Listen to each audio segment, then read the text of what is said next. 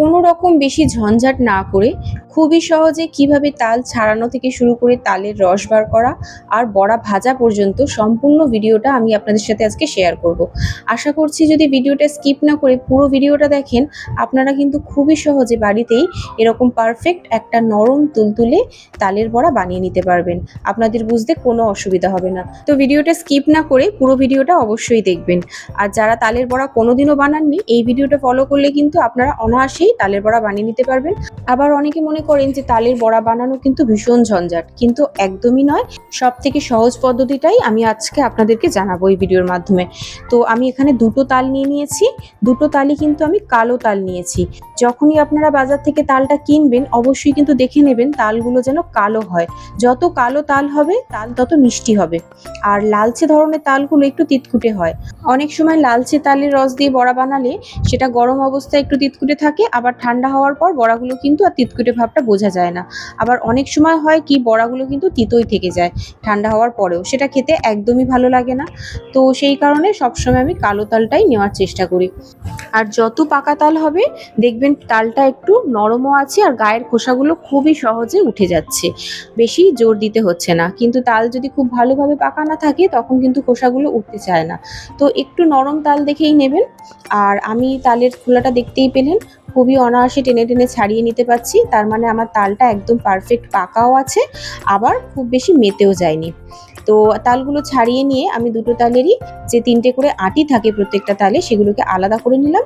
আর টুকটাক যে কালো অংশ পেছনের দিকটায় বা অনেক সময় মাঝের দিকে একটু টুকটাক থেকে যায়, সেগুলো কিন্তু অবশ্যই হাত দিয়ে একটু ছাড়িয়ে পরিষ্কার করে নেবেন। আমিও সেইগুলো ভালো করে পরিষ্কার করে নিয়েছি, যাতে আর পরে কোনো অসুবিধা না হয়। তো দেখতেই পাচ্ছেন সব তালগুলো আমার ছাড়ানো হয়ে গেছে। এবার এক একটা আটিকে কি করতে হবে, আমাদের হাত দিয়ে ভালো করে মেখে মেখে নরম করে নিতে হবে। এবার সেটা শুধু হবে না, তার জন্য একটু একটু পরিমাণ সামান্য হাতটা ভিজিয়ে অল্প একটু কয়েক ফোঁটা করে জল ছিটিয়ে ছিটিয়ে এইভাবে মাখলেই কিন্তু খুবই সহজে দেখবেন তালগুলো নরম হয়ে গিয়েছে। তো সেই কারণেই বলছিলাম পাকা তাল যত নেবেন তত সুবিধা হবে। আর আমি এখানে একটা স্ট্রেনার নিয়েছি, আর সমস্ত তালগুলোই কিন্তু এখানে আমার নরম করা হয়ে গিয়েছে। এবার এই স্ট্রেনারের মধ্যেই আমি তালের রসটা বার করব। এতে একটা সুবিধা কি হয় জানেন তো, আমাদের তালের রসটা বার করার পর আর আলাদা করে ছেঁকে নিতে হয় না।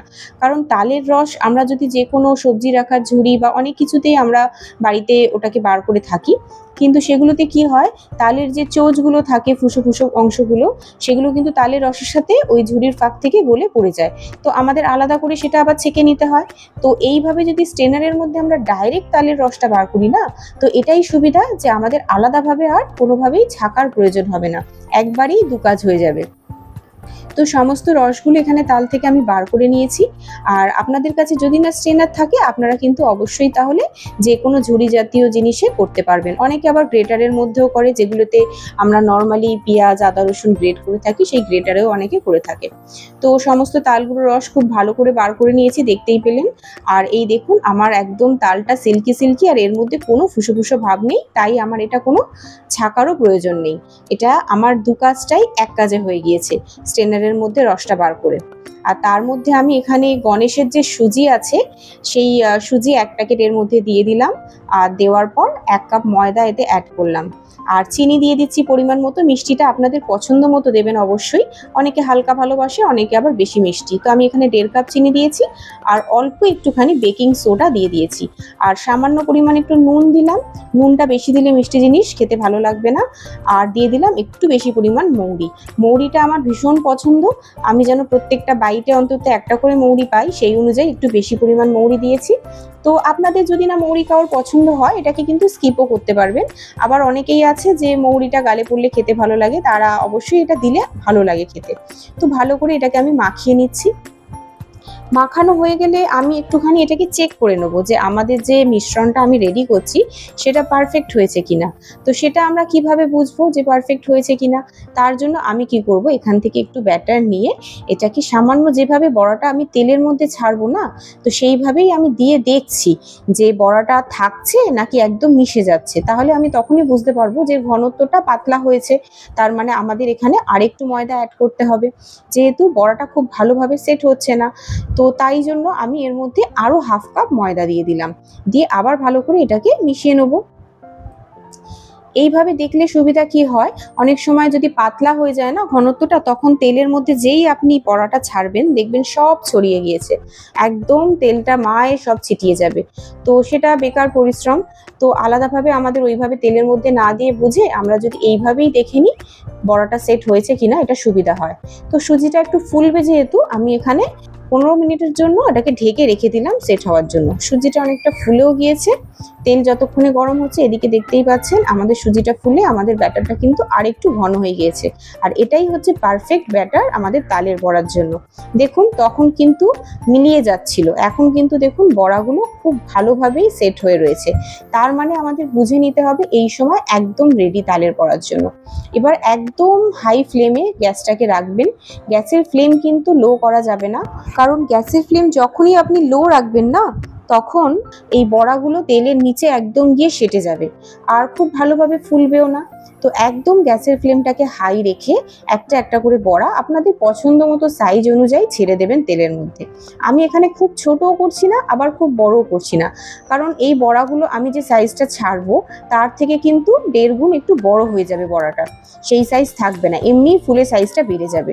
তো দেখতেই পাচ্ছেন আমি বড়াগুলো দিচ্ছি আর এদিকে কিন্তু অলরেডি আগের দেওয়াগুলো অলরেডি ভেসে উঠছে, আমাকে কোনোভাবে চামচ দিয়ে নাড়াও দিতে হচ্ছে না, কিছুই না, বা তলার দিকেও সেটে যাচ্ছে না বড়াগুলো, খুবই সহজে অটোমেটিক নিজে থেকেই তেলের ওপরে ভেসে চলে আসছে। এটা থেকেই বোঝা যাচ্ছে কিন্তু বড়াটা একদম পারফেক্ট হচ্ছে। আর দেখে বুঝতেই পাচ্ছেন বড়াগুলো খুব সুন্দরভাবে ফুলেওছে। তো আমি একটু লালচে হওয়া পর্যন্ত ওয়েট করছি, একটু লালচে হলে তখন বড়াগুলোকে তুলে নেব। খুব বেশি কালচে করতে যাবেন না, তাহলে কিন্তু বড়াগুলো তিতকুটে হয়ে যায়, সেটা খেতে একদমই ভালো লাগে না। আবার একদম সাদা সাদাও ভালো লাগে না, একটু লালচে হলে কি হয় ওপরের গাটা হয় কি ক্রিস্পি, একটু মুচমুচে ভাব, আর ভেতরে তো আমাদের বড়াটা একদম নরম তুলতুলে।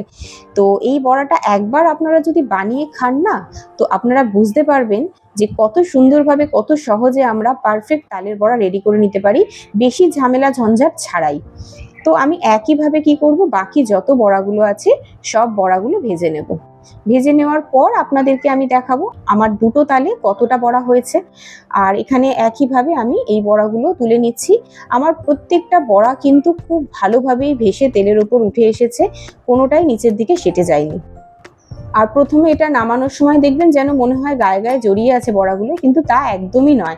30-40 সেকেন্ড পরেই দেখবেন সব বড়াগুলো আলাদা আলাদা হয়ে ছেড়ে গেছে, একদমই গায়ে গায়ে জড়াবে না। তো আমার মোট এখানে দুটো তালে এতটা পরিমাণ, দেখতেই পাচ্ছেন তালের বড়া একদম রেডি। আর তালের বড়াটা ভীষণ পারফেক্ট হয়েছে আর খুব সুন্দর একটা মিষ্টি গন্ধ ঘর মায় মোমো করছে একদম।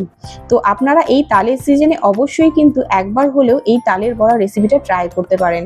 আর যারা খুব ঝামেলা মনে করেন তাদেরকে আমি বলবো এই প্রসেসে করে দেখুন, ঝামেলা অনেকটাই কম হবে আশা করছি, আর আপনাদের বড়াটাও ভীষণ পারফেক্টভাবে রেডি হয়ে যাবে।